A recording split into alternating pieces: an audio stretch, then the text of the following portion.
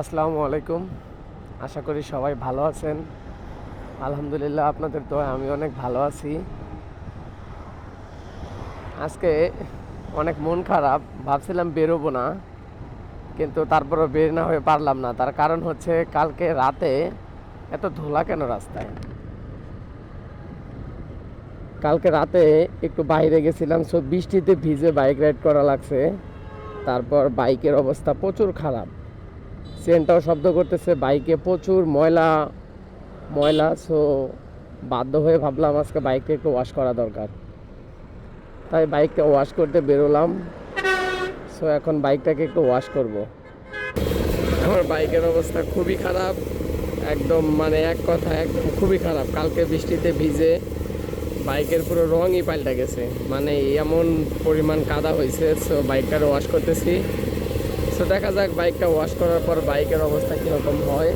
এখন আপাতত বাইকের অবস্থা এরকম, একটু তো কাদাগুলো পড়ে যাওয়ার পর এখন কিছুটা এরকম হয়েছে। এখন বাকিটা দেখা যাক। আমার লাল পরিটা ভালোই, বেশ ভালোই লাগে আমারতে। তারপরও একটু গোসল দিতেছি, অনেক ময়লা হয়েছিল আর অনেক দিন থেকে গোসল করে না, তাই একটু গোসল টোসল করানো লাগে মাঝে মধ্যে, তাই একটু পরিটাকে গোসল করাই দিতেছি। তো দেখা যাক গোসলের পর পরিটাকে কেমন লাগে। দোয়া গাড়ি চালানোর মধ্যে একটা মজা আছে, ফাইনালি গাড়িটা আজকে পরিষ্কার হয়েছে। এই হচ্ছে গাড়ির অবস্থা। সো ও মাই গড, এখন একটু চালানো যাক। ও মাই গড, হ্যাঁ, চকচকে চকচকে গাড়ি চালানোর মধ্যে একটা মজা আছে। একটু উল্টা দিয়ে যাব। সো এখন গাড়িও ফ্রেশ, মনও ফ্রেশ। সো সব মিলে অনেক সুন্দর। মনটা অনেক খারাপ ছিল, কালকে বৃষ্টিতে ভিজে গাড়িতে অনেক ময়লা ভরছিল। সো আজকে গাড়িটা পরিষ্কার করার পর এখন একদম ফ্রেশ লাগতেছে, আমারও ভালো লাগতেছে। গাড়ি চালায়ও একটা শান্তি পাইতেছি, কারণ কেদা থাকলে গাড়িতে গাড়ি একটা শব্দ করে। সো এটা গাড়ির জন্য অনেক ক্ষতি। সো এখন গাড়িও পরিষ্কার, মনও পরিষ্কার। এখন শুধু একটু ঘুরবো। এই ধোয়া বাইক এই কেদার মধ্যে নিলে মন ধ্যান সবই তো খারাপ হয়ে যাব, কিন্তু কিছু করার নেই, আস্তে আস্তে যেতে হবে। মাত্র বাইকটা ধুয়ে যদি এরকম জলে নামাইতে হয় তাহলে কার ভালো লাগে বলুন, কিন্তু কিছু করার নেই।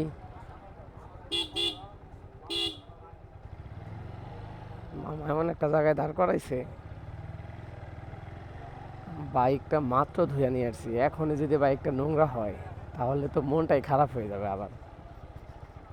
তাই আমি ট্রাই করব যতটুকু সেফলি যাওয়া যায় কাদার মধ্যে দিয়ে না যেয়ে, কিন্তু কতটাই বা সেভ করতে পারবো। সো আমি ট্রাই করতেছি পুরোপুরিভাবে সেভ করতে,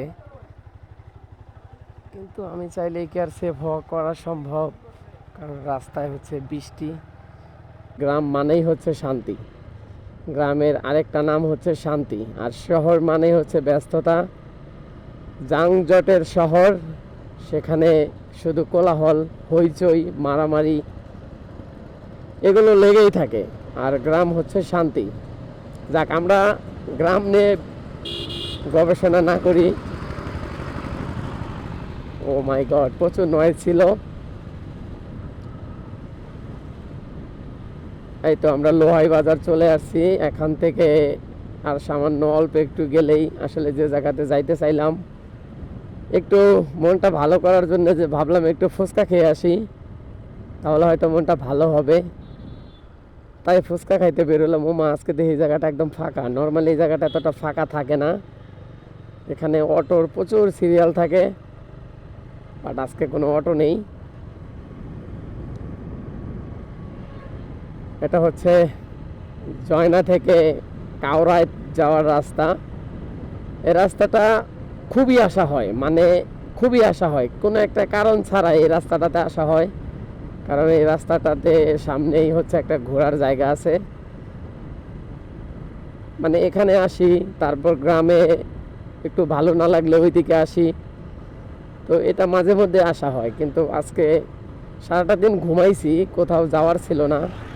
তো ভাবলাম বিকেলবেলা একটু বেরোই, আর বাইকে প্রচুর ময়লা ছিল, এই কারণে বের হয়েছি। এই যে এই পর্যন্ত প্রচুর আসা হয়। সামনে হচ্ছে একটা গল্পকুটি, আর একটা হচ্ছে জলরাঙা। দুইটাই অনেক সুন্দর পার্ক। এ হচ্ছে গল্পকুটি।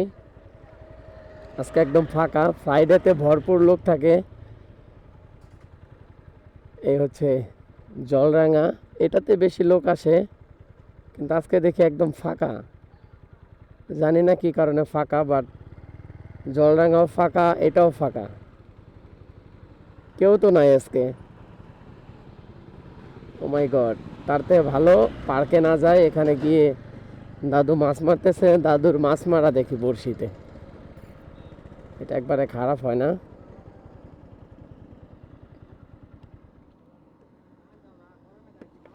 দেখুন গ্রামে দাদু মাছ মারতেছে।